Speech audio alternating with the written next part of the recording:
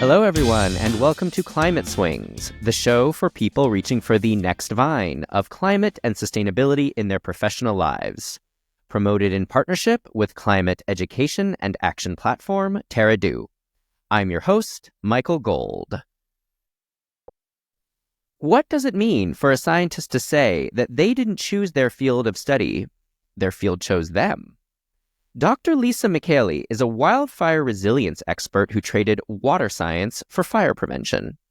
From managing a 3,200-acre preserve in Northern California and helping it recover from devastating fires, to pioneering AI-powered wildfire prediction, Lisa shares crucial insights about living with fire in a warming world. A note that this episode was filmed before a live studio audience at 90, a climate tech hub here in San Francisco.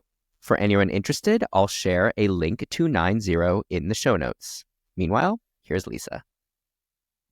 Recording.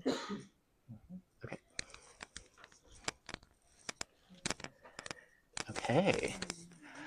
Well, thank you everyone for being here for the first ever live in-person recording of my podcast, Climate Swings. Some of you might be familiar with Climate Swings. If not, the idea is based on the concept of Tarzan economics, which views disruption as a swing that companies, institutions, and individuals need to make from one vine to the next. So this podcast sort of plays on that idea, and it features people reaching for the next vine of sustainability in their professional lives or who have made that swing, like my guest today. You can find episodes every other Wednesday, wherever you get your podcasts, and now also on YouTube, which is why I'm doing the recording here. You can find it at Climate Swings Pod, and we are filming right now. Big thanks, of course, to 90 and the whole team for hosting. We are both 90 members, and if you're interested in finding out more, you can inquire with the team. And also shout out to climate education and action platform Terra Do for helping to promote this podcast as well.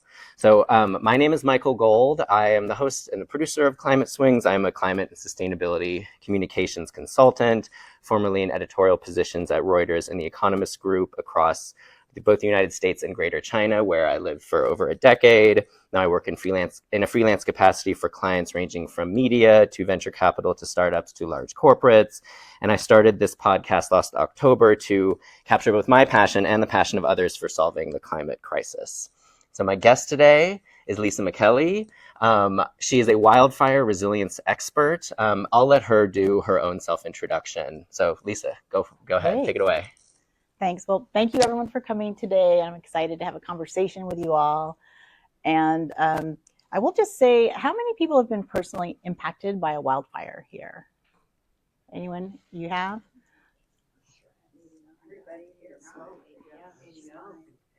So smoke and other things have happened. Has anyone had a serious loss of home or family? Okay. So just holding a space for that.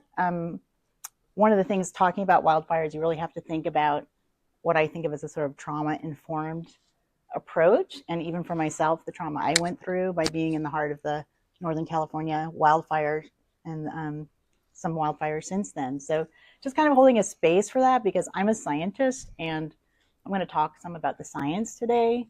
I also tend, as a shy person, to use humor, and I don't want anyone to think I'm making light of any of the seriousness of today's topic. I will just say I consider myself sort of a wildfire resilience practitioner. As someone who's trained in the hard sciences, I wouldn't claim to have like a PhD in wildfire science. And so if any of my colleagues are watching this, they know this. And my foundational expertise and background as a scientist is around water. So I chose to study water and watersheds. So I sometimes say, I chose water as my field of study, but wildfire chose me, right? And my friend, Jennifer Gray Thompson, who runs a group called After the Fire USA, which is one of the best groups I know in terms of really helping people in survival mode after a wildfire. We started in the North Bay of California. I'm on her executive board. She's been serving Maui, and now she's in Los Angeles, working with Los Angeles about community to community support around wildfires. So a little bit about my background, because I know Michael wants me to talk about sort of the trajectory. And when I think about myself as a young person going to college, I have so much compassion for people I know going to college right now, because I was not nearly as serious as the average young person I speak to who's really thinking about their career when they got there. So I was a math geek in high school. I was lucky that I had women math teachers ensure that I stay on the sort of AP math track. I probably would have dropped out without that support. And so I started my undergraduate education in an accelerated physics program. And the first or second week of school, I was like, oh my gosh, all I'm going to be taking is physics, and my mom's an English teacher. I guess I understood that a liberal arts education could be good, but I went from sort of straight physics that got into quantum very fast and decided to move into natural sciences and apply physics to the natural world. So a lot of my background is in how water moves, what the hydrologic cycle is, physical oceanography. That's a lot of what I did as an undergraduate. I found myself my junior year of college on a research vessel, a training vessel in the middle of the Bermuda Triangle. It's probably the most remote part of the world you could be in. And here I was thinking about my mathematical model about circulation, et cetera. And then it kind of struck me like, I can learn all of this science and understand the natural world, but I am more and more confused about people. Like, people are very unpredictable compared to ocean currents, right? And so I kind of had this revelation that when I got back to school, I actually moved out of a pure science and engineering major into an interdisciplinary major that was called history and science. And I took sociology classes and political science and history. I did very poorly in them, and I remained completely confused about why people do what they do. But it comes to bear on sort of what a resilient story looks like. So I left school, and there weren't really environmental majors. So now, as a young person, there might have been an environmental science major, environmental studies. That didn't really exist. But I knew I was interested in sort of physics and science and history and policy and how those things came together. And so when I graduated, I was like, okay, there's two big threats to humanity, right? Nuclear armament and the environment. And which one do I want to work on? And I thought, oh, the environment seems more fun. So I was very lucky right out of school. I was able to join the Environmental Protection Agency Region 9 office here in San Francisco. I was 21 years old when I started there. I was in the Office of Federal Activities, where we negotiate directly with other federal agencies to try to improve the outcomes of their projects. And I also ran a wetlands enforcement program for 4 states. So I was there about 6 years. I learned a ton. I also ran into a problem that we had an administration in board who wanted to terminate my program of protecting wetlands. So they invalidated our manual for identifying wetlands. And I probably shouldn't say this, but I will say it. My senior colleague said, so what am I going to do? I can't do my job. They said, you're going to write down how bad this policy is going to be for wetlands, and we're going to leak it to the Environmental Defense Fund. So that was my last assignment. Wow. And I said, this is a great time to go to graduate school. So I got to go to UC Berkeley. My mentors at EPA really encouraged me to look at hydrology, because I was clearly interested in interconnections. And that's kind of what I care about, is how do these things connect? All these different factors, and water ties everything together. But I did go to the Energy and Resources Group, which was one of the leading climate change research units at the time. I got a master's in civil engineering, water resources. And when I left, I went into river restoration. So I spent about 8 years doing river and watershed restoration. I worked a lot with communities, especially agricultural communities, private businesses, getting them to restore whole lengths of rivers in the North Bay, including the Napa River. That was fun, but after about 8 years, I mean, there's sort of a question Michael had about, like, what was climate change about? Like, I was in a department that specialized in climate change, but I felt like, oh, that's in the future. Like, that's a computer model. That's not happening right now. Like, we're having a freshwater crisis, right? So get back to me when the climate thing is happening, because I got all this other stuff to do. But it was about 2008, 2009. Inconvenient Truth had come out. It was just undeniable that climate change was happening. And I had sort of another aha moment where I was like, here I am getting all these people to donate tens of millions of dollars to restore rivers. the restoration design is based on history. How are we going to prepare for the next 100 years? How could someone doing ecological restoration understand the future climate? So as it happened, I got recruited to be the founding director of a field station called the Pepperwood Preserve. It was a partnership between two major philanthropists in the North Bay and the California Academy of Sciences. And I was literally handed the keys to a brand new, beautiful building in 3,200 acres, which is about 5 square miles. And they said, "What do you want to do with this?" And it was a flabbergasting moment, but I said, this is going to be a research station measuring the impacts of climate change. We are going to measure water, weather, and biodiversity all in one place, because this big experiment is happening and we don't even know how it's going to turn out. So I got my boss and the board on board with that. And I just completed that service. I was there for 15 years building out the whole project.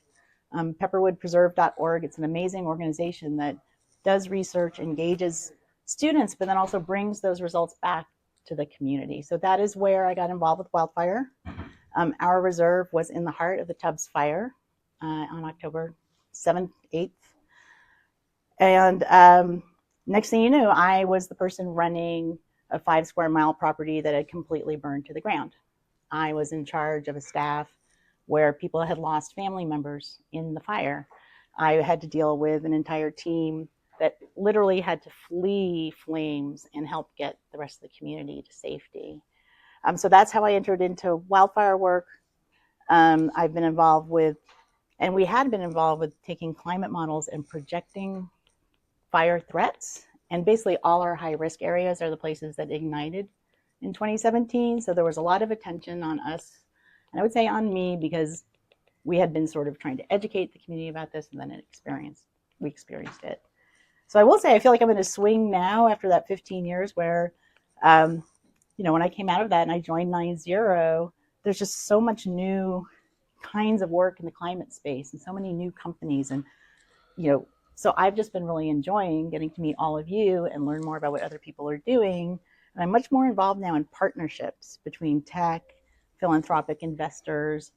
Wildfire is one of the things I work on, but I also am very interested in getting more involved with mitigating climate and getting to the source of the problem and bringing the voice of frontline communities who've been directly impacted by a climate disaster to bear on the conversation we're going to have, which I think about emissions reductions, this is going to be a private sector effort, right?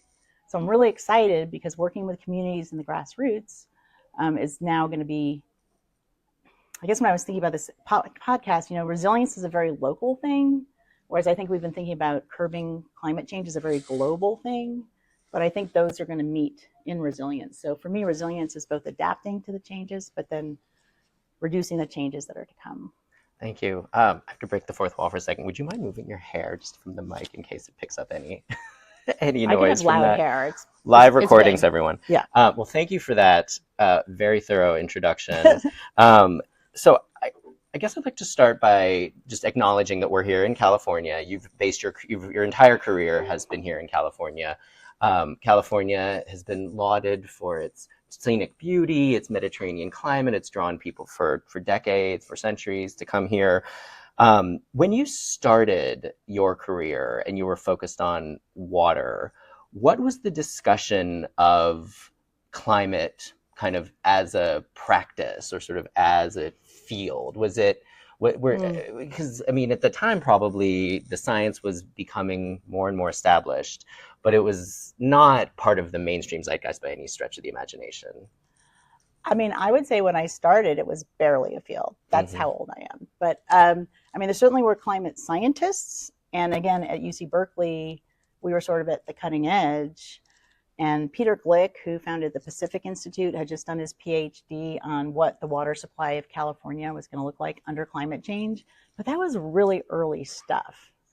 And I don't think there was like the climate. I think it was still like a topic of projecting change, understanding the mechanisms of change. And I mean, the climate is now in everything. Was it kind of like a resource to resource, field to field sort of discussion? Because you talked about, obviously, water is probably has been throughout the climate field's existence, been one of the biggest fields of impact for climate.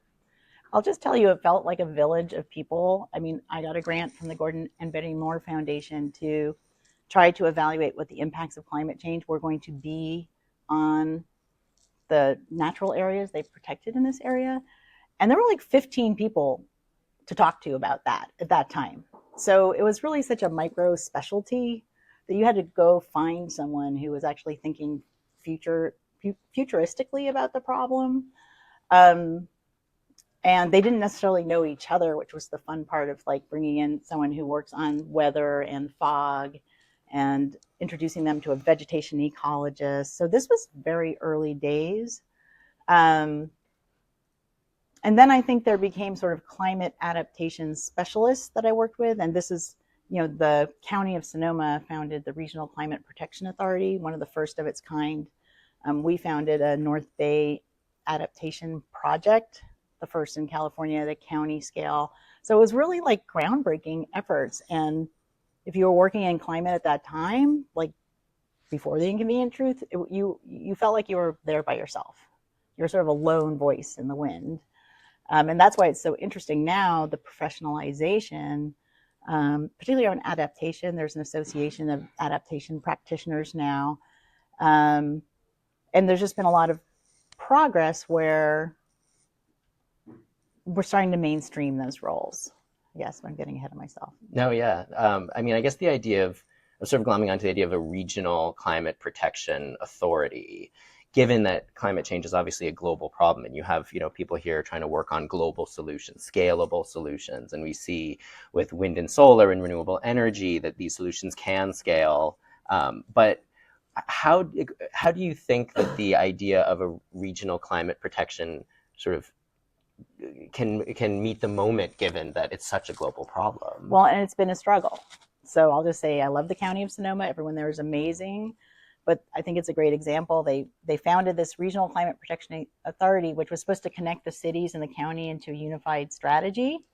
And it's actually in the transportation department. So it really started with reducing vehicle miles traveled and having a climate action plan, which ended up being challenged legally by a quote unquote environmental attorney. So there were big setbacks in even trying to set emission reduction goals. And then they partnered with us to start with a vulnerability assessment, right? So it was one of the first places that you had a very fine scale, the IPCC models are very coarse.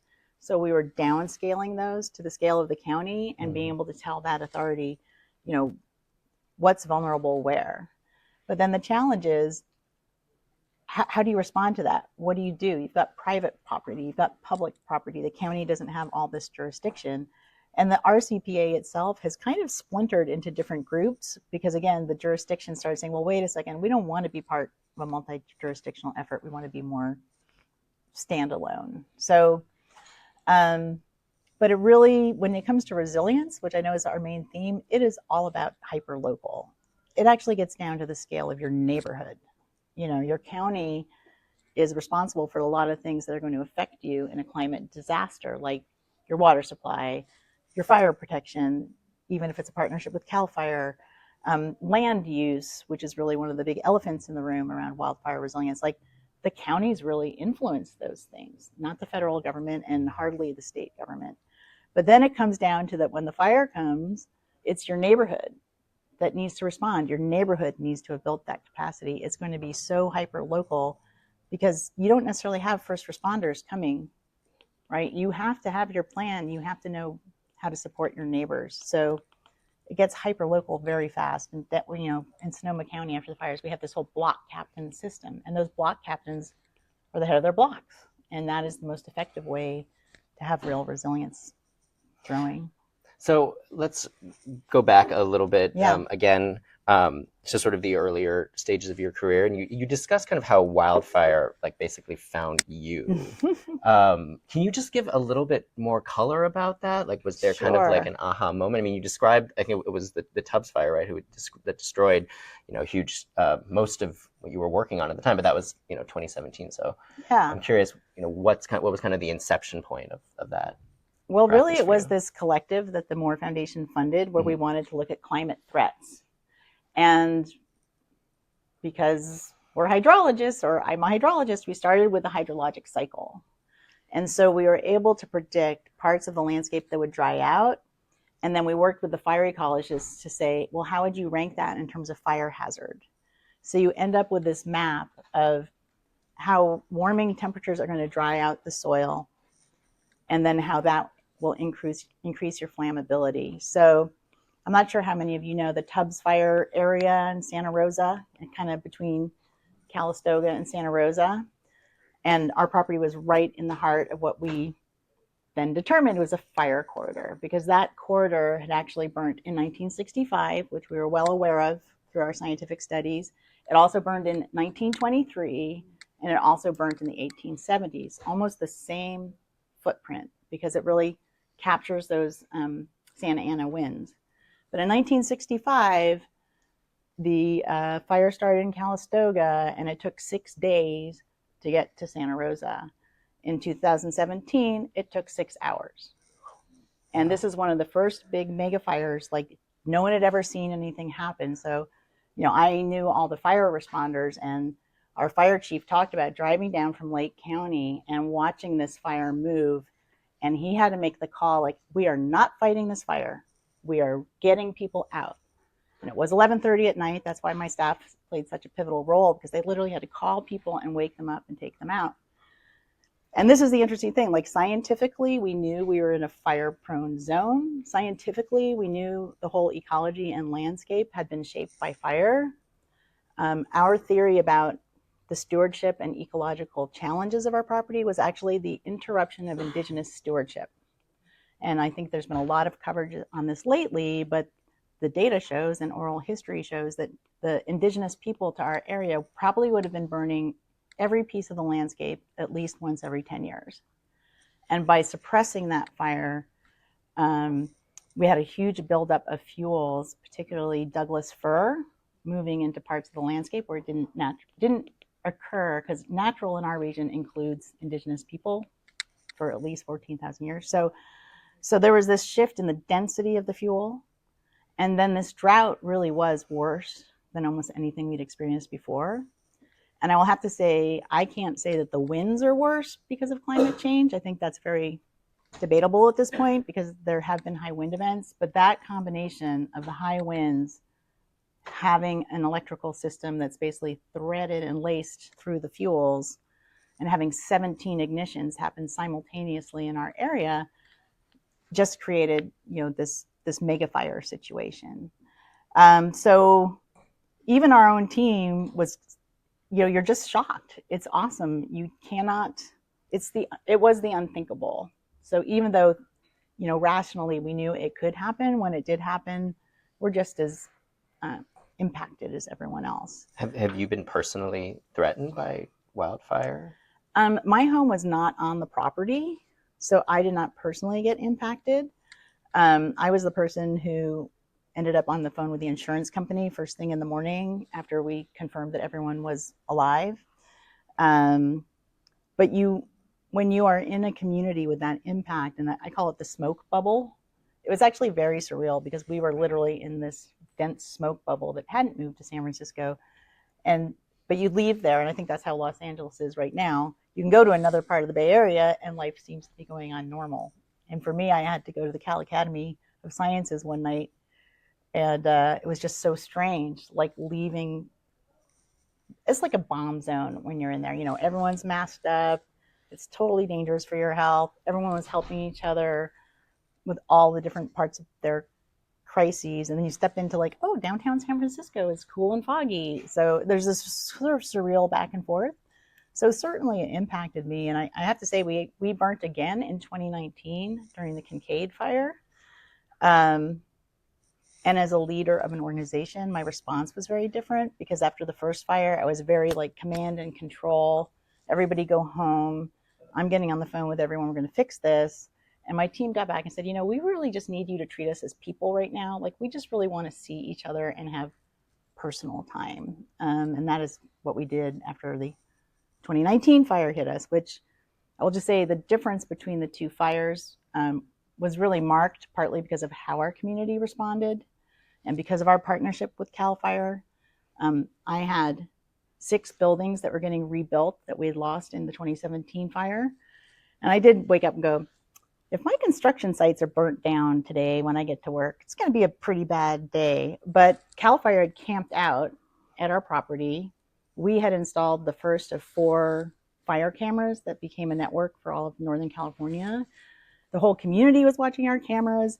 CAL FIRE was sleeping in my building, and they were able to stop that fire partly because we had done a lot of fuels reductions, stop it from getting into Santa Rosa. So that was sort of the evolution of my relationship with the fires on that property. Yeah. So you discussed some of the characteristics of those fires, moving more quickly, the drought was worse. We're obviously, the winds are kind of, up for debate, probably, for the foreseeable future.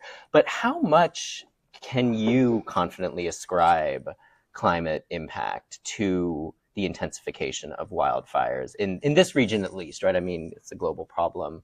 And how has that thinking evolved over time with the maturation of climate science and the spread of climate awareness?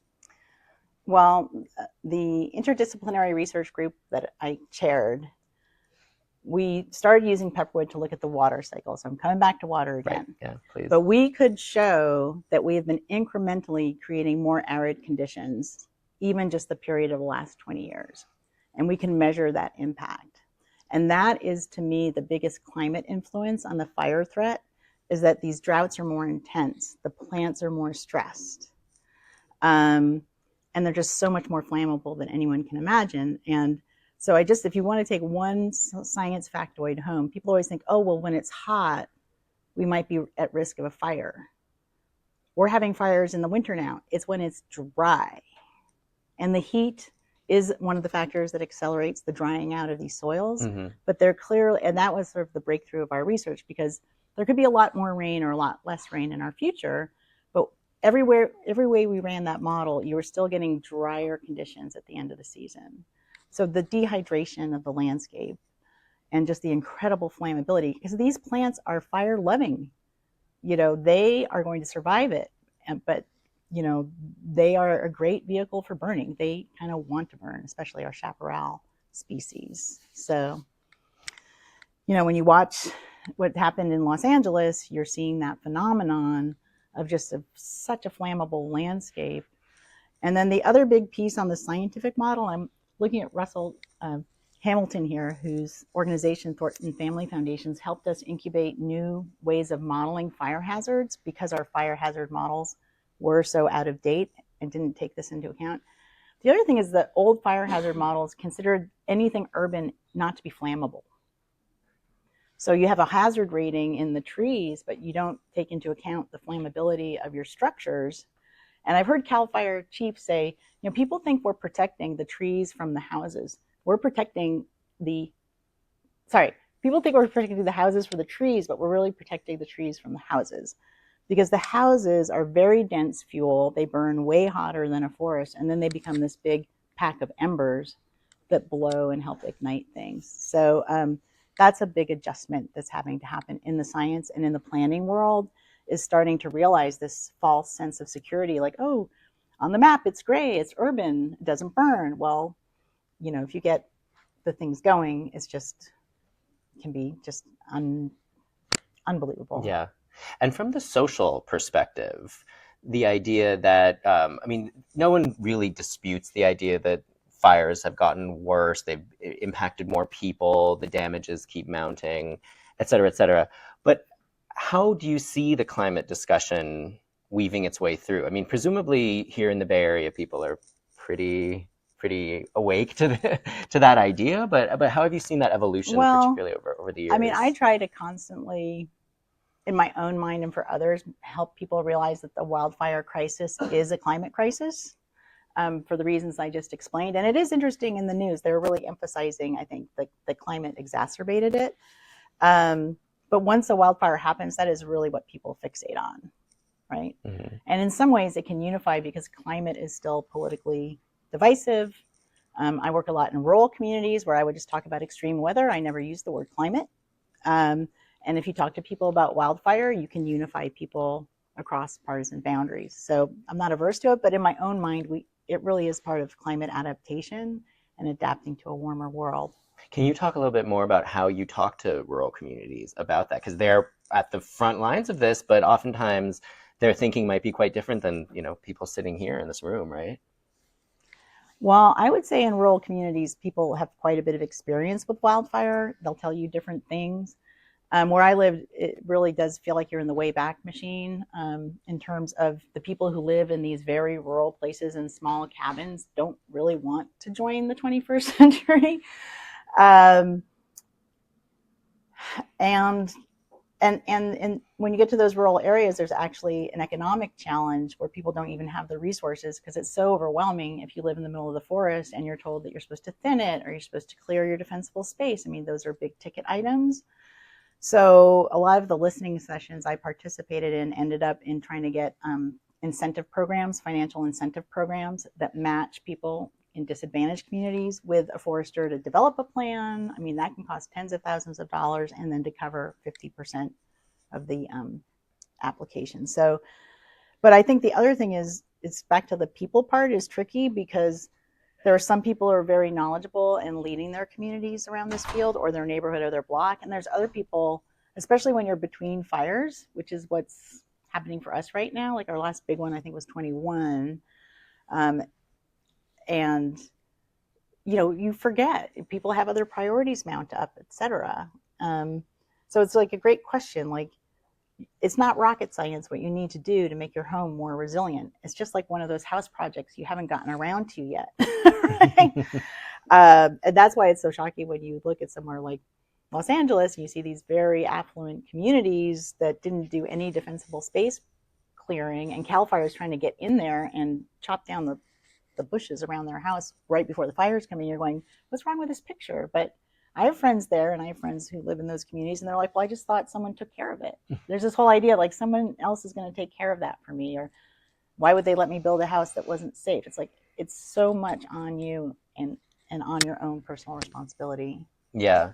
And you discussed how, pre-colonial times, natives here would regularly see just sort of like entire swaths of, and, they obviously didn't really have the capacity to fight it. It would just kind of burn through the landscape. And that's not really an option now, given that you have so much developed land. But what are the kind of like learnings, or like, how can we strike a balance between just sort of like letting fire burn? I mean, you see a lot of controlled burns, but are they doing anything, Is that making local people angry? Well, at Pepperwood, we were one of the first to be reintroducing prescribed fire even before these fire seasons. And one of the great joys of working there is we had a Native Advisory Council who we worked with. So you're right. Like, I went into the woods with the chair of our local council, whose people have been on that land time immemorial, and the forest looked fine to me. And he's like, this is a disaster.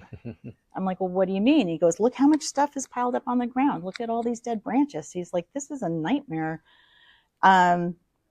So there's this process of sort of resetting the landscape, and this is why it's such an important opportunity after a fire comes through. At Pepperwood, we're now doing 100-acre scale prescribed fire with our council, so sometimes it is a cultural fire. And the hope is that if you got the fuels, I mean, at Pepperwood, we had 1,000 trees per acre, which we think is 10 times as many as at European contact. So you can reintroduce fire. You have to be very careful about it. You're right, you can't just light a landscape that's been neglected, but you can start restoring this work. And Indigenous people across California are stepping into leadership roles in that. Near the border with Oregon is the strongest, almost all Native prescribed fire crews, and that is expanding to this area as well. So I would say there's opportunities, but it's a lot trickier. Mm-hmm. But the idea is, especially after a fire, if you can get on it and get it to a more reasonable amount of fuel, you could probably safely burn. Because a cultural burn that done properly, the flames are only this big. It's not this crazy mega fire that we're looking at. Mm-hmm. And then I will just also say, for context across that culture, I learned from my Native friends, there is no Native word in Northern California for drought. That is not a word. Mm. So that's why you really want to look at the whole landscape and think about the resilience of that landscape, water, fire, vegetation as a whole. Yeah. And wildfire is obviously not just a California problem. It is, increasingly a problem around the world. You've seen mega fires in Europe and Australia and many other places. What are some of like the global lessons that people, the kind of back and forth that you've experienced with some of your counterparts in other parts of the world? Yeah. Well, I was lucky enough to get to go on a global Fulbright fellowship to Australia and Chile and Catalonia, all of which saw really horrible fires after I visited. I don't think I was the reason why. But everyone's in different stages. Like in Australia, prescribed fire is an industrial activity that the government does for you. They have no indigenous involvement hardly at all, but it's a very industrial thing, and the ecologists are looking at it. But they're also seeing it as a water benefit. How because so? when you clear out these extra trees, you have more water in the soil. Oh. So it is a water Because conservation the trees effort. don't suck up as much. Yeah, you water have less from- Got it. straws taking and they are in a very dire water situation. Right. In Catalonia, the landscape, in Europe is so much more manicured. And what worries me sometimes is I hear a lot about tree planting, right? Because we're going to fight climate change by planting all these trees. And I'm like, wait a second, hold your horses. Think about where is the right place to do that, right? Yeah. And then Chile, similarly, they didn't have fire. They're not aware that there was prescribed fire history with the Mapuche people, but they just experienced these catastrophic fires about 3 years ago that just kind of woke them up. And it's a drought. That's a drought signal. They had a very intense drought. So again, one take home, drought and fire. That's really the combined problem we're facing. Yeah. And you discussed during your introduction about your sort of renewed focus on root causes, right? Is that kind of root causes in terms of like pure climate mitigation, just like we need to go whole hard and in renewables? And is that kind of where your focus is now? Or like, what exactly do you mean by root causes? Because you come from a sort of a different perspective than a lot of other climate mitigation experts. Yeah.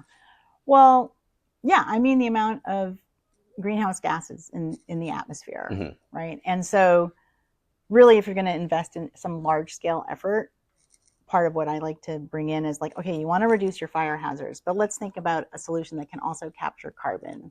Like, what is the most valuable way to capture carbon? Our wildfire smoke has thrown off all of our targets for wildfire emissions. It was about 50% of the whole budget last year. So there's a direct effect there. Oh, then the multiple benefits of protecting our water supply, et cetera. But I am interested, like I'm involved in a direct carbon capture with the Thornton Foundations right now in the marine world, which is kind of nice, bringing me back to oceans. And so I find right now my skill set is having those listening conversations and helping to build partnerships. And that could be both on the sort of adaptation resilience side and on some of these direct carbon removal projects as well. Because you always have to look at all the pieces in terms of the ecosystem and the other physical and biological effects. Right. And we're in a very tech-enabled time, in a very tech-enabled place. And a lot of people here are working on next generation technologies and all sort of facets of the climate conundrum. And you've discussed using, sort of trying to leverage artificial intelligence and machine learning to deal with this. Do you divide that kind of between the adaptation, resilience, and mitigation? Like, how do you see technology and where the best application spots for it are? Well, I think it's all part of a resilience strategy. I guess that's what I'm voting for, is like in my own work as well, integrating it. AI has been incredible. I am not an AI expert, but when we started doing these fine-scaled climate models that you really need to make decisions at a micro scale, at time steps you can use, the first thing we hit was our data was too big. And my modeling partners were at the U.S. Geological Survey. They did not have a server big enough for us to run our models and store our models. We did not have partners in the state of California who could house the data. So coming up against that is like the ultimate limit of the usability of the data. That's what's exciting me about partnerships with like big tech partners who, for them, it's like Snap, but what do you want, right? What's the relevancy? And can you talk about any specific partnerships that you've worked on or that you're spearheading? Or well, I'll say for a large tech company that everyone knows in the Bay Area, I'm working on an AI wildfire model. And the model basically proposes to ingest all the relevant data today. So everything's updated. Now, I mean, CAL FIRE updates their hazard models about every 5 to 10 years, right? Like we're lucky to get new forest maps every 10 years. That's been sort of the cycle. They're ingesting all the data about the forest and the weather and the soils daily and being able to project the next 12 months. The models I worked on had 30-year time steps out for a Sorry, century. how are they getting this data? Like, where is this coming from? I know things like. I mean, is it sensors? Is it satellites? Is it? I mean, this is the interesting thing for me. Yeah, I mean, so there's sensor networks that provide certain amount of data, but a lot of this data is from remote sensing, which is actually one of my big interests and passions. So satellites, but also airborne flights. Mm-hmm. So for high resolution data, it's more sensors on airplanes that give us sample sets that we then train the satellite data. And then a lot of it's models. So when it comes to weather, they're modeling something. And that's why the sensors are so important, because they're getting this sort of higher view. So all these different, and imagery, mm-hmm. right? So Planet, you might know Planet Labs here in San Francisco. Mm-hmm. They now have daily imagery that's getting calibrated. So a place like Pepperwood, where we had, we had 26 multi-depth soil moisture probes and weather stations. So we had really good data about the whole landscape. NASA uses that as a calibration validation site for their new sensors that are trying to detect wildfire hazard. So, they're sucking up all this data. A lot of it's public data. Some of it's proprietary data, which is new for me. I worked totally in open source historically, and I have partners who are in open source. But then some of these companies that are a big value add, some of their data is proprietary. And the other big switch to make as someone who learned what we call physics-based modeling, is that those are very deterministic models. There's causality in it. And the AI models are mainly pattern recognition. However, I would argue there's still an assumption about causality, because they're collecting the data that are the fire drivers, right? The vegetation, the moisture, the weather. So it's fascinating. And for me, there's a cross-generational conversation to have too, about how do I even explain this to someone? And they're like, well, everyone knows us, we do great stuff. I'm like, yeah, well, I'm going to go into CAL FIRE, and they're going to want to know every single parameter, where it came from, what it means, and how you're calculating it. So it's a very fun conversation, sort of old school, new school. Yeah.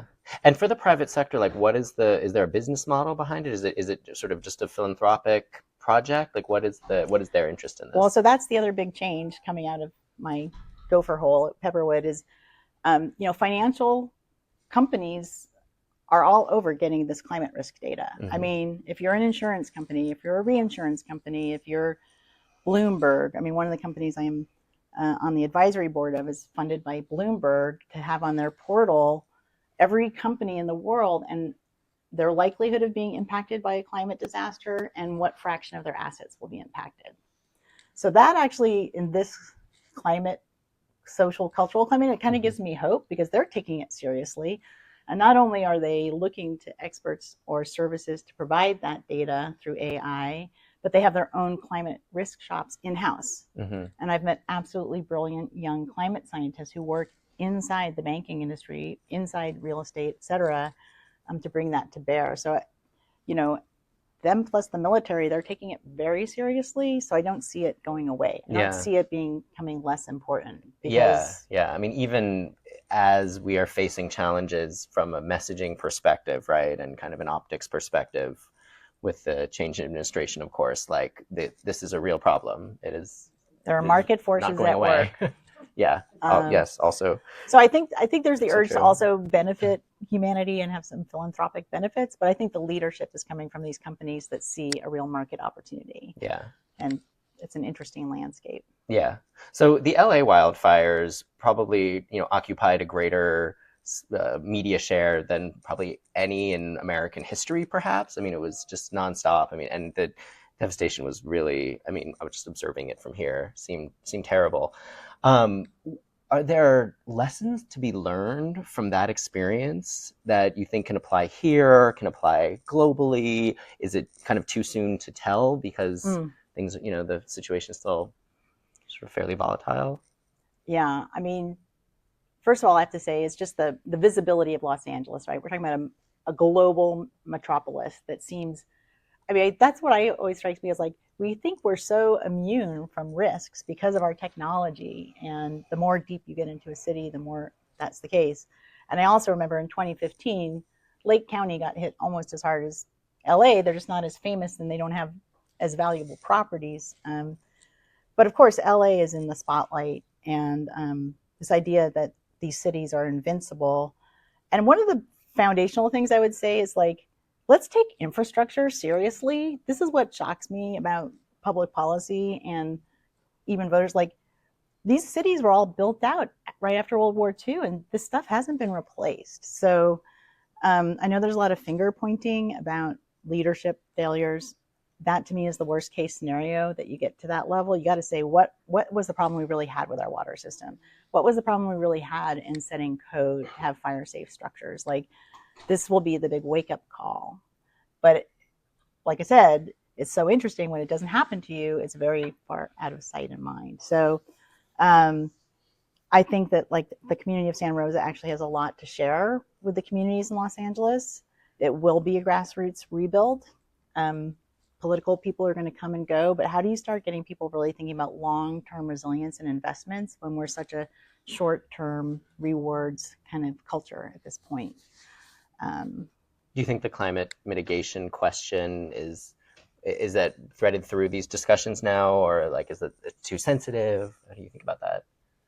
I think it's threaded through. I mean, most of the mainstream coverage I'm seeing has been really focusing on the climate dimensions of that particular crisis and why it caught everyone off guard. Well, I do remember watching like the Live Aid concert, and people were, expressing solidarity, celebrities, right? But I didn't hear really much of anything about it, right? It's sort of this mass audience question. It's still pretty sensitive in a lot of, well, it's still even pretty for LA. Complicated. I mean, I gave you guys a talk about the connections, right? But that's a hard thing to explain at a Live Aid concert. Yeah. Right. And yeah, definitely. And who's going to have the bandwidth to really work on this? And it's going to be the community leaders working in their neighborhoods, advocating for a higher standard. It's got to come from the grassroots. Yeah. So I'll open it up to the audience in just a minute, but I have a couple of just sort of questions about you and your climate motivations, I guess, for lack of a better term. Do you consider yourself a climate practitioner? And what do you think of that idea of being a climate practitioner? Did you realize one day, oh, I'm actually like, working in climate? Yeah, definitely. I think when I got that charge of like doing climate projections, again, it was in grad school, I was like, oh, get back to me when that's happening. And then it really hit me like 08, 09, like it's happening. It's really happening. Now I can't ignore that. And it's got to become central to my work. And that's why it was so central to the mission of Pepperwood. It is funny because, as I joked at the beginning, I mean, I tell people I'm a climate scientist, but I also meet other climate scientists who are like, well, really, I'm a hydrologist. Oh, really, I'm a hydrologist too. So there's a lot of pieces of being a climate scientist besides just modeling climatologies. And now that there's sort of, Tom Steyer was here releasing his book talking about climate people, and I guess this is an organization of climate people. And I think that's great. And I think we are in danger of isolating ourselves as well. So it's sort of like when I'm with climate people, I'm a climate person. But if I'm going to a rural community for the first time, that's where the resilience term really helps. Like, I'm here to think about your long-term resilience as a community, as people. Your resilience as people, not just the nature's resilience. How do you think the people here working on, varied solutions can sort of adopt those lessons too, not be so in the bubble? I think it's good to have your bubble because that's where you recharge. But I think these conversations about how we can mainstream these products or these tools or these practices, that's what excites me. And listening to your podcast too, I think that comes up again and again. Like, I don't really think there should be a separate climate department. I think planning and operations people should be just building what we know about the future. And it's just good planning to be taking climate into account. And it's good planning to try to keep from exacerbating the situations we're facing. I definitely, am motivated by a hope for humanity. I actually feel like the planet will be just fine. I'm sorry we're taking down so many species with us, but it's our choice. This is the fork in the road where we have a choice as a species about how we want to be on this planet. and whether we're just going to be so stubbornly in our minds thinking that we're immune, from the laws of nature. Yeah, and I mean, you just said you have a sense of optimism, but how do you maintain that when you're seeing the direct line of work that you're in seems to just be kind of like greater destruction, worse impacts, and this cycle just seems to keep repeating? Really, it's young people, like young people today. At Pepperwood, we had really comprehensive education programs from little kids coming in the door to summer camp for teens to junior college students who were transferring to Berkeley. And they inspire me because they come in with so much awareness. Coming here to 9-0 inspires me because there's so much enthusiasm, optimism. It's a very positive community. And that's why I think it's great to claim that we're climate people. Yay. But just realize that we'll recognize that. And when you go out into the world, you may need to translate a little bit. I mean, the idea of working with young people directly relates to the idea of sort of mentoring and sort of helping raise up the next generation. What was your experience with that, with mentoring? Being mentored, yeah, kind of, or being a mentor? Well, I guess being mentored, right? And then how have you sort of paid that forward too? Well, really, at the Environmental Protection Agency, I came in. I wasn't even from California. I'm from Boston. So I come there, and next thing you know, I've got all this work to do. And it really was very senior people who wanted to see me succeed, and they wanted to pass on what they knew about how to do the work and the reality, and helping me figure out how to get the stuff done when it's like raining on you. So I'm really, really grateful to the senior scientists I worked with at EPA. I mentioned an oceanography research vessel. Susan Humphreys, who was the captain of that vessel, was just a huge role model to me. She turned me on to earth science. She made it so exciting. She was like out there on the deck in the rain, helping us collect our samples. I mean, just her enthusiasm is endless. And she's the Woods Hole Oceanographic Institute. She now runs the Alvin program. And oceanography has a lot of powerful women in it, like Sylvia Earle and others who've kept me going. And now I love passing that along. I mean, I just spent yesterday morning on the phone with a gal who, it's the classic situation where I meet the parents, and the parents are like, my daughter majored in wildlife biology and I think she's never going to get a job, or she wants to be a climate person, but it doesn't seem, so I love talking to younger people about what are you interested in? What's your skill set? What can you really do that someone would pay you for? And then where are there opportunities for you to make a decent living doing this work? Because there are those opportunities. There's a lot of them that your parents don't know about yet. Yeah. And obviously your space and the broader climate space has changed so much over the course of your career with new science and just all different kinds of facets. What are a couple things that maybe looking back you would have wanted to know, or maybe would tell yourself, the younger you working in this space? I don't really have regrets like that. I mean, I can tell you things I regretted. Like when I went to graduate school, I wanted to learn all this new software, and I actually developed a repetitive strain injury, so I couldn't do it myself. And I was trying to get away from becoming a manager in the government. Next thing I knew, I was managing this team. But part of what I've learned is we have to work as a team. So it's okay that I don't know how to do the programming because I know some other stuff. And we're only going to solve these problems by bringing our skill sets together. And we shouldn't all try to do everything. Mm-hmm. And that's where I love encouraging young people, follow your passion. You're going to be successful if you love what you do. And you're not going to know what you love until you try some things out. And it's okay if it doesn't work out, mm-hmm. Because I feel like young people have this pressure. They got to figure it out, chart this path, make sure their tuition is going to be paid off. And it's much more stressful. But that passion piece is what really carries you through. Yeah. And just kind of finally, if you could just think about your individual contribution toward fighting climate change, toward the causes you care about, right? Toward resilience. What would you say if you could just sum up your sort of, putative epitaph in a sentence or two? I'm going to crib it from my advisor, but it is that Mother Nature will bat last. That's it. We're all living, nature is our home. These rules apply to all of us. We think we can get around it. We think we can skirt it, but she's going to bat last. So whose team do you want to be on? Great. Well, I think that's a wonderful place to wrap this part of the discussion, at least. Lisa Micheli, thank you so much. Can everybody thank Lisa with me?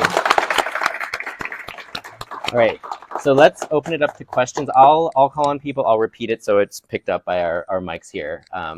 Yes, Susan. So I've got two different kinds of questions. Let's do one at a time so I can repeat it for the mic. One is the video I saw from Altadena showed a huge I guess Southern Edison relay tower explode. And probably, I mean, I don't know if it amplified the destruction, but it stands to reason that it probably did. What can we locally do to our utility companies, with our utility companies, to encourage them to protect themselves and protect us? So the question is, what can we do with, or how can we urge or convince, et cetera, the local utilities to be better actors and protect them and protect us when it comes to wildfire? I mean, that's a great question. It kind of comes back to that theme I had about infrastructure, that it's a very boring topic, but it's really important. And you do have a say.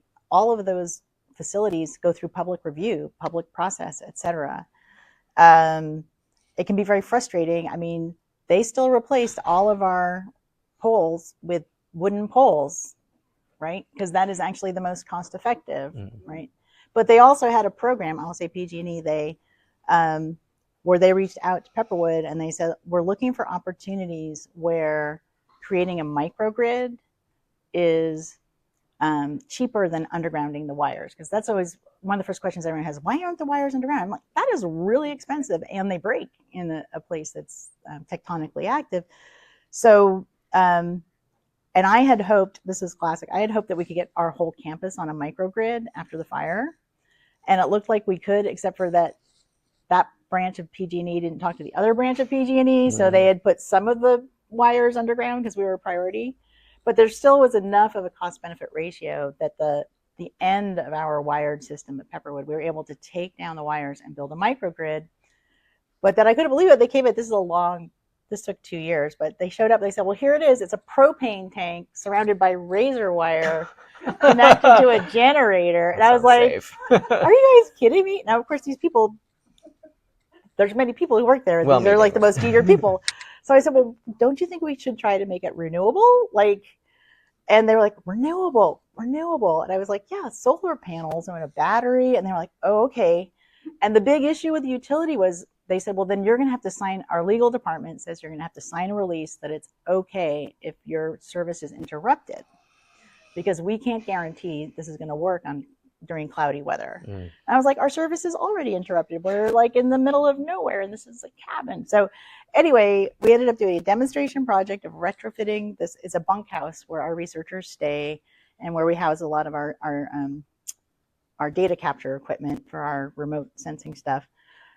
So, we negotiated it. I got Sonoma Clean Power involved because I called my friend there who's a clean power energy guy. And I said, I need someone who speaks engineer to talk to these engineers. Like, can you just walk them through how to make this a renewable project? So then when we opened it, they had PG&E had a big party. Apparently it's the first utility owned renewable microgrid in California, at least. When was this again? We finished it like 2 years ago. Oh, wow. I can't believe that. So, and so that's the asking questions part, right? Like that's like push back on your utility, try to be creative. Believe it or not, they might be open to solutions. Like they're as invested in, I mean, seriously, with the liability that PG&E experienced, like they're as invested in coming up with solutions as you are. And so that's just an example. But, you have to find out what the projects are. There are hearings. You can go, and I don't know what they're going to do. But definitely a lot of the infrastructure is not great for fires and may even be a source of ignitions, right? When those wires snap. Yeah, go ahead. The second question is a different subject, but is the Arctic tundra always burning? Is that a perpetual fire near the Arctic Circle in northern Canada? So the question is the Arctic tundra always burning? Always now? Burning. You mean now? My understanding, this is not my area of expertise. I will just say my understanding is they are burning very slowly, pretty much continuously, but I'm not sure. But I can tell you our property, just our property, the underground fires lasted 6 weeks. Oh my gosh. So in the wake of the fire, we were on fire really with flames for about 2 weeks, because the big fire comes through, the wind driven fire, and then there was this ground driven fire, which was much more like a cultural fire, lower flames.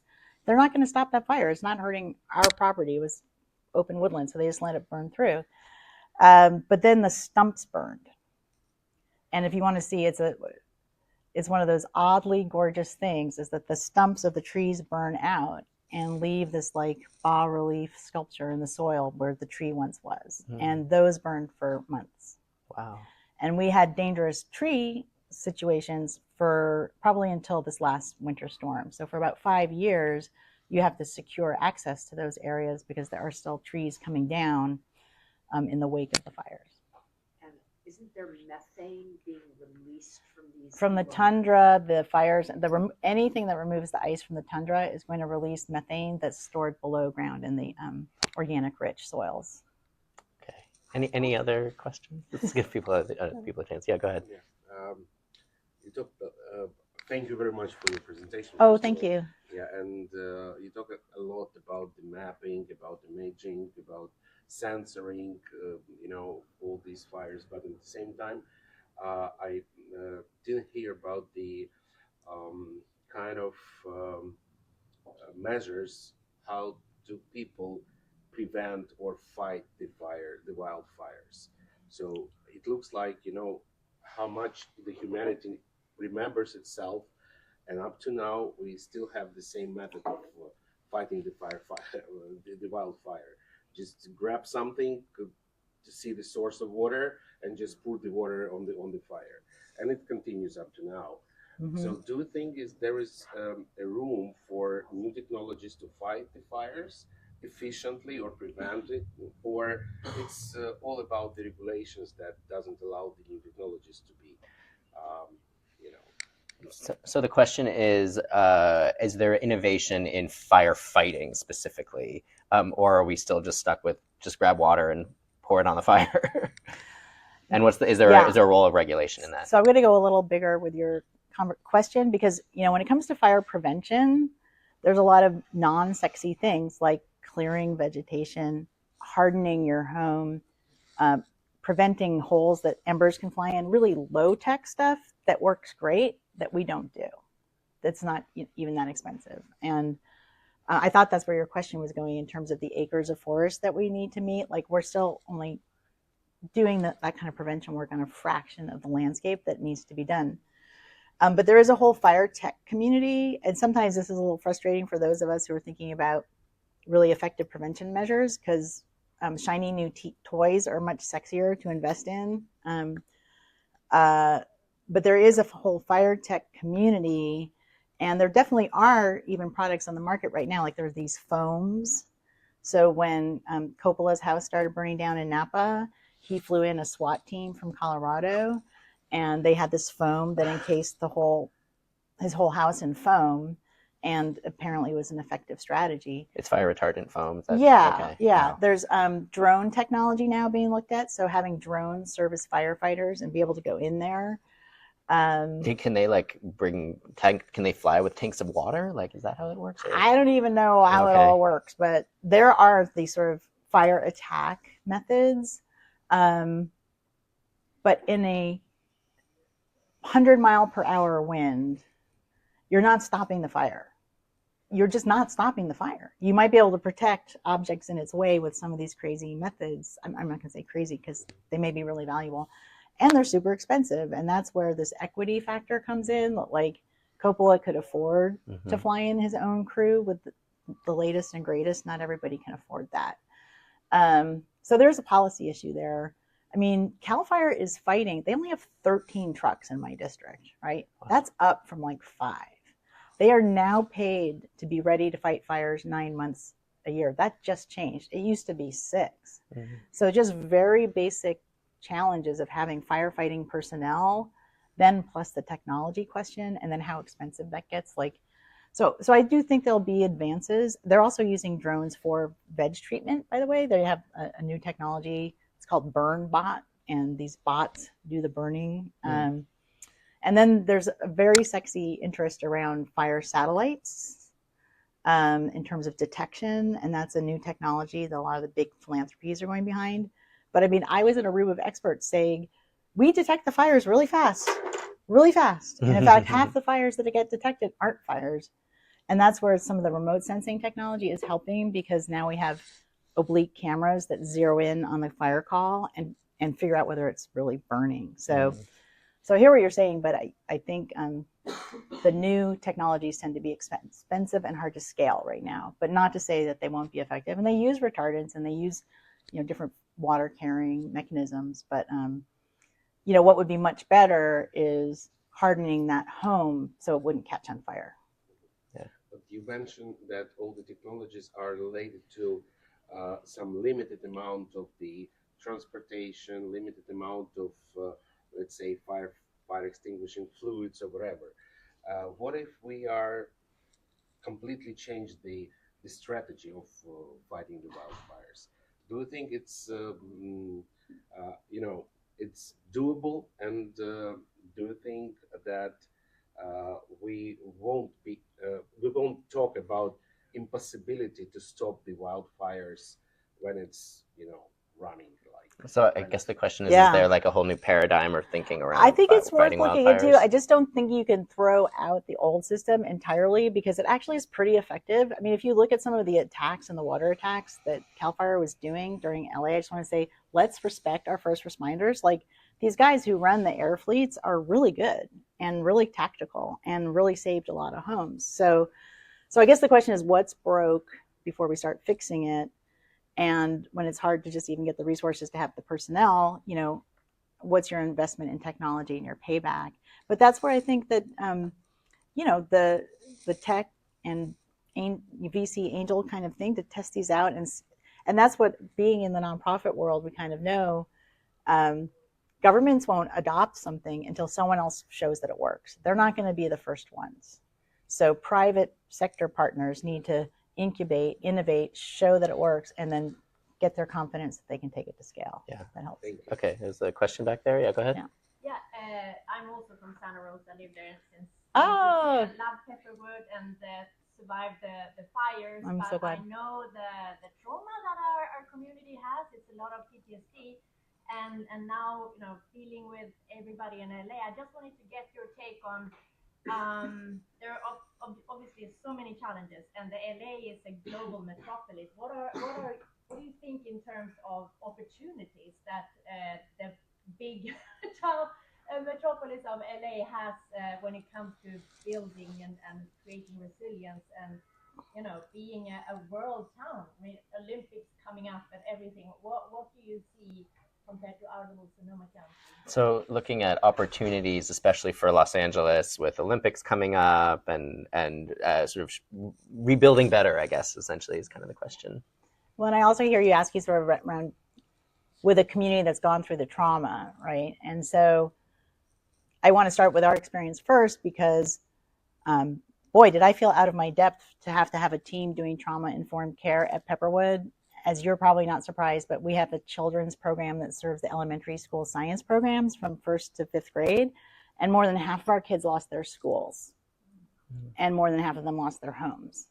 And we were having them come to the center of the Inferno for their field trip, right? So just even, and I knew when people came to visit us, whether it was their first time coming in the burn zone or not, even for a year or two after, because of the look of grown-up spaces. So, but I think integrating environmental education into our schools so that kids understand that fire is part of the ecosystem, and it is scary if we don't manage it. We have to live with it. That needs to start happening in Los Angeles right now, and I bet you it is, because environmental educators are well networked and tenacious.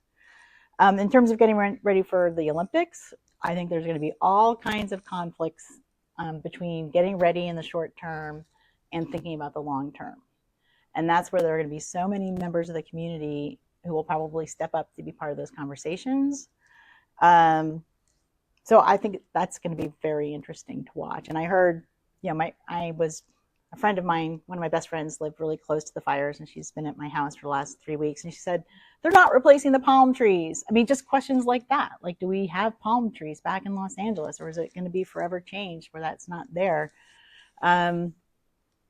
So I don't know the answers. I can imagine like all these questions that are going to come up. But I do feel like California is going to be leading the way. Again, we're in one of the most affluent, LA is one of the most affluent places, and their money did not insulate them from this, right? So hopefully we'll be able to spin that story, right? And talk about what do our cities look like. But it's really hard. I have friends who are green builders who would love, well, now we have a chance to rebuild LA, like a dream city, which is kind of true, except everyone who lost their house is still paying their mortgage and their property taxes on that piece of land. And when I raised it even in Sonoma, like, could the open space district buy up some of these parcels and just not rebuild on these very fire prone places? It's not economically viable. The land is worth too much. So there's a whole economic angle that we have to have compassion. Like you say, why are these people moving back here? Well, it's their livelihood, Where else or would they if go, they right? sell it. I mean, this is what happened in Santa Rosa in Fountain Grove, right? They sell it. Well, someone's going to move here from New York and get a great deal. And then we have to educate them. They have to come into the educational process. So it's not an easy challenge. It's cultural in the end. That's why the people part is so important. It's like we have to have a culture of resilience, and we have to have a culture of not forgetting what can happen. And I think that's the uphill road we're on. There question? Another question in the back? Yeah. Go ahead. Well, kind of tag on. I have two questions. Yeah. So the one tag on what she's saying, because you were talking about resetting the landscape, and I think there's the natural system and the human synthesized one. I thought your point about infrastructure is so critical. So, there is a lot of understanding of what you have. So I'm just curious, in addition to this opportunity, how can we better help reset the landscape to enable healthier, thriving systems? I mean, we can even rebuild materials. So the question is, how can we better reset the landscape? Well, I think, if you're talking about just natural vegetation management, I think fire is the best tool where it's appropriate, which is a pretty small footprint. And then there's all these physical methods we can use.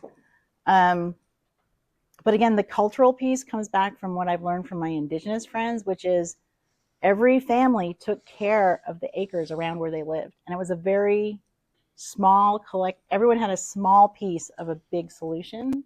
And I think that's where we're going to land. And this is the difference, right? Like, you can talk about policy on a national forest, and maybe there's a decision maker or an agency. But when you come to areas where thousands of people live, you've got to deal with private property. You've got to empower those individuals. And that's where a big question mark is for me. I know a researcher at the Bren School at UC Santa Barbara, and she's studying why or why not people actually change their behavior. We have to get to behavior change. And it's not, people don't change their behaviors because you tell them what to do. They change their behaviors because something grabs them and they have an aha moment and they want to take leadership. And I really have to say, I just give so much credit to like the leaders of these fire-wise, fire-safe communities. It really is the model for preparing neighborhoods. They can also be all-purpose disaster groups that I know some of my friends are involved with. But that really is so important, that someone in your neighborhood is willing to step up and have the meeting at their house and get everyone's phone number on a list and figure out where to put that for the fire department to come. And it's those heroes, those unsung heroes who we need to like step up. It's not going to be easy. I think do you have one question here? Yeah, go ahead. Like was previously mentioned, LA, California, these are pretty much rather affluent and well-funded places. I was wondering, from your experience, what are some possible solutions for places who are less funded, less well-funded, but disproportionately impacted? So the question is, what are some solutions for less affluent places, but that still bear disproportionate impacts? So, an example might be the town of Paradise. And you're hitting on a really tough issue because one of the things we know about disasters is they actually amplify lack of equity generally, because you have less of a cushion and you go into a spiral. So Paradise was the first group that started a chapter of our organization after the fire. They created their own organization with local leadership. They were able to attract, for example, philanthropic investments in replanning their city. And interestingly enough, I think they were more bold and took stronger action, partly because they don't have as deep an institutional structure and as much jurisdictions. And they are rebuilding Paradise to put soccer fields around their whole downtown. They're actually a pretty great way, soccer fields. Actually, it turns out vineyards are pretty good fire breaks, So there are opportunities. Lake County as well, very disadvantaged economically compared to other parts of this area. But they got together. They have indigenous leaders on the board of supervisors who passed a risk reduction authority, and it's one of the most novel ways of generating a fund for risk reduction so the county can help do projects. So there's a lot of innovation in those rural areas, but definitely it's very, very challenging. But I think that's where the non-governmental community is really also stepping up to help bring resources there.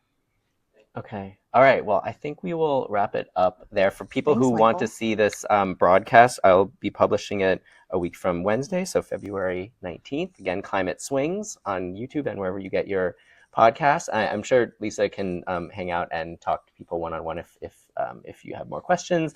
But one more time, please join me in thanking Lisa Micheli, and thank you for appearing on Climate Swings. Thank you, everyone.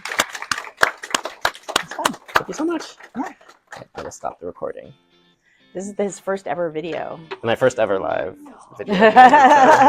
Thank you. Thank you, everyone. Thank you, everyone. Climate Swings is produced, hosted, and edited by me, Michael Gold, with promotional support from climate education and action platform Terra Do. Opinions expressed on the show are exclusively those of the guests and do not reflect the views of Terra Do, its founders, or employees. Show notes, transcripts, and other material can be found on the show website, wordclouds.consulting/climate swings. If you liked this episode, please rate and review it, subscribe to the Climate Swings YouTube channel, and please spread the word. Thank you for tuning in, and have a lovely day.